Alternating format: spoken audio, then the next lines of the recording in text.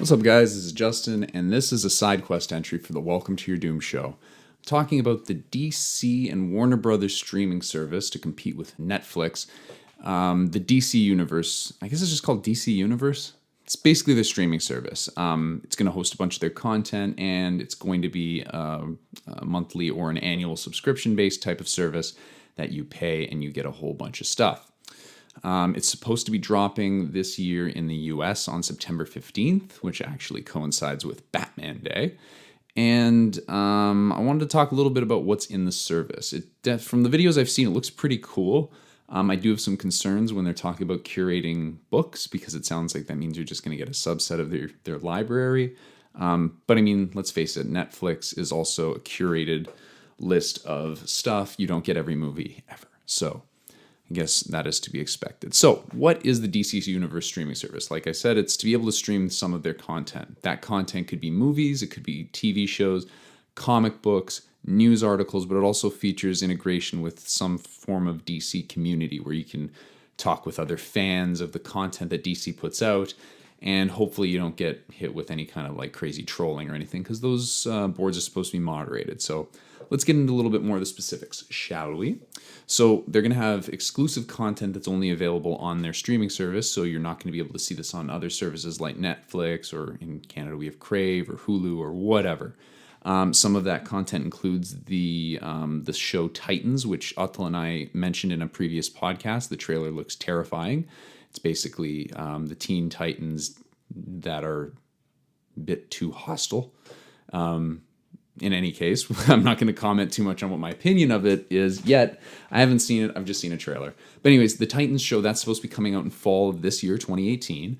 And then some of the other content that they're having come out in 2019 is they have a Doom Patrol show, which they're actually actively casting some characters. I saw that they just cast Timothy Dalton, and they had recently casted Alan Tudyk, who I feel like we've mentioned on the podcast like 1,000 times. I love that guy. Anyways, so there's the Doom Patrol. They have a live-action Swamp Thing show, which I believe Len Wiseman has just been grabbed as of right now to I guess helm the show. I don't know what that means, but anyways, he's going to be involved.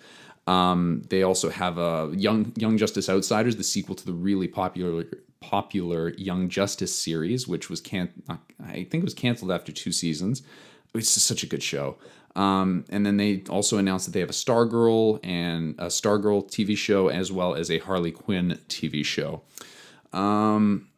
They're also going to be having all of their animated films that they've put out, the DC animated films, which for the most part are fantastic. They've had some stinkers, but not a lot, in my opinion. They've had some really, really good ones. One of my favorite movies of all time in Batman Mask of the Phantasm, I'm sure will be on the streaming service, as well as tons of others. I mean, they've had just tons of good Batman animated films. They had some really good shorts for a time as well. They were coming with some of their animated films, I believe. So they had like a Green Arrow one. They had a Jonah Hex one. Hopefully we'll get to see some of that. But their animated films will be up there, which is great because I love them. They're really good in terms of being able to just put something on as well. That's not a huge investment. Most of them are about an hour and 15 to an hour and 30. So it's a pretty low investment, but a high reward, because the quality of the animation's good, the storytelling's great, voice acting we always find to be top notch. So anyways, DC is going to have their entire inventory of animated films, or so they say right now. They're also going to have a selection of their live action films. Now, the usage of the word selection is purposeful, because it doesn't sound like, based on doing the research, that they're always going to have the same movies on there. It sounds like it's going to be a rotating list of the different films that they've put out. I'm guessing that's probably because of the studios that have put out the films, so they might not have all of the films available at all times, but it sounds like it's going to be a rotating list. One thing that they're constantly putting out there is like the Christopher Reeves Superman, like images to promote the service. There's always Christopher Reeves somewhere in there. So hopefully they have what it is you're looking for on the service, and if they don't, hopefully it rotates in at some point. Other stuff, like I mentioned, they have TV shows. So I don't know if that's going to include the CW shows or not. I haven't really seen that, but they do have some of their animated TV shows, and That'll include the Batman animated series. So like alone, that is just worth getting the service for a little while just to revisit that. The Batman animated series is probably one of the best animated, in my opinion, is one of the best, if not the best, animated TV show of all time. The animation's stellar, the storytelling's very gothic and fun. The voice acting, I mean, Kevin Conroy's Batman in my head when I'm reading a book. It's just it's the best series ever. Just that on its own is worth checking out. But they'll also have other things, I'm sure, like Batman Beyond, the Wonder Woman TV show, the live action show. They'll have Young Justice, hopefully like old Super Friends, because I never really seen that. It would be fun to check those out. But they'll have a full roster of their TV shows as well. Whether it's going to be on a rotating basis like the live action films or not, I'm not sure.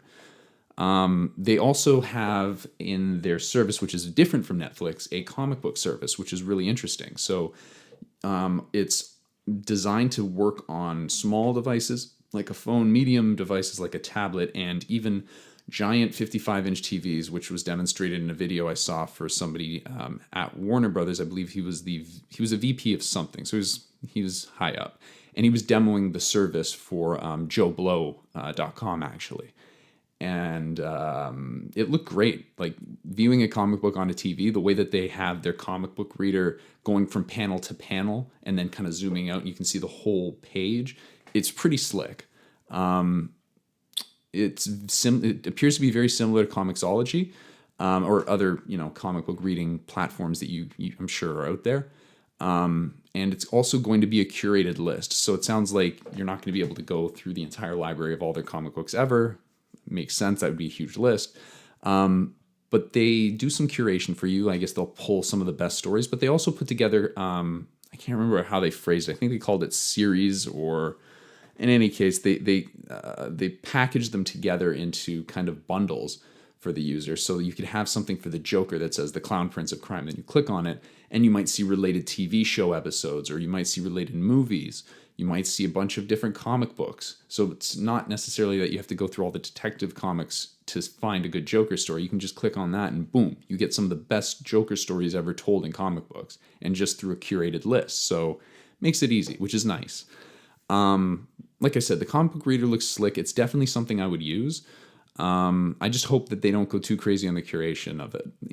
I don't want to find that after I pay for the service, a lot of the stuff I want to look into of past back issues isn't available. That would be kind of upsetting. They also mentioned that on the platform that for newer issues that are coming out like on a weekly or monthly basis, those don't sound like they'll be included in the subscription. So you won't be able to read that for free. It sounds like you'd have to purchase those.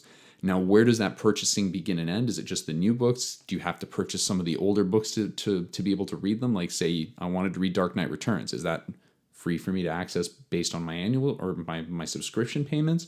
Or do I have to shell out extra money for that? Time will tell. I guess we'll find out. But overall, the comic book application and service in there looks pretty slick. I would definitely check it out. They also mention community access. So, and I mentioned a little bit earlier, I don't know if there's a lot I'm going to talk to on that, but it sounds like there's going to be all kinds of messaging boards, and the fans can talk amongst the fans and I'm sure that they're going to have things with the creators that they can ask questions and have kind of messaging boards for that. But one thing that they stressed is that there's going to be a zero tolerance policy for, let's just say, trolls. The comic book and movie community has increasingly become a lot more, let's just say, sensitive or critical, and in a very, I'm hiding behind my computer, I'm going to say some nasty shit, and if we were in person, I'd never say that to you because that's a terrible thing to say. People act like that on these message boards, so they're sounding like they're going to have a very zero tolerance policy for that, which I like. I don't think people should be getting away with near as much of the shit that they get to say on these public forums. It's kind of ridiculous, but so all in all, that's kind of it. I mean, those are really the big things that they've been peddling. I like to see the kind. I would be interested to kind of read a comic book on my TV downstairs. That would be really neat. It's just, I know from my own experience that I'd much rather have physical copies of books than having them all in an e-reader. But e-readers are really convenient for traveling. They're really convenient to sample books whenever like Comixology or any of the other services are putting out free books and you can sample.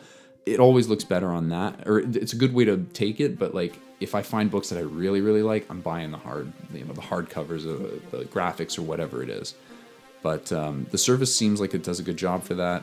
Like I said, just to be able to watch the Batman animated series on a streaming basis whenever I want, that in and of itself is pretty awesome. I pimped it out earlier. I mentioned JoeBlow.com had a video that they put out which demoed the service. It actually did a really, really good job of showing what it can do. It's obviously in a beta phase, so everything's a little polished and there might be some restrictions, but it's a really good demo. It shows you exactly what it is. So I'll post that into the show notes so you can also check out that post and check out JoeBlow.com. And hopefully that gives you enough information on it. I'm excited. The only downside is we don't know when this is coming to Canada. It will be coming to Canada at some point, but the dates aren't really set. All we know is September 15th to the US, so hopefully it follows soon to we the North. Anywho, that's all I got. Thanks for listening. Thanks for watching. If you're watching on YouTube, you can check out some of our other episodes or other side quests, and we'll be back on October 5th with a new episode. Topic TBD. We do not know yet. We kind of do, but I'm not going to mention it right now in case we change our mind. So anyways, thanks for listening. Thanks for watching. Take care, guys. Cheers.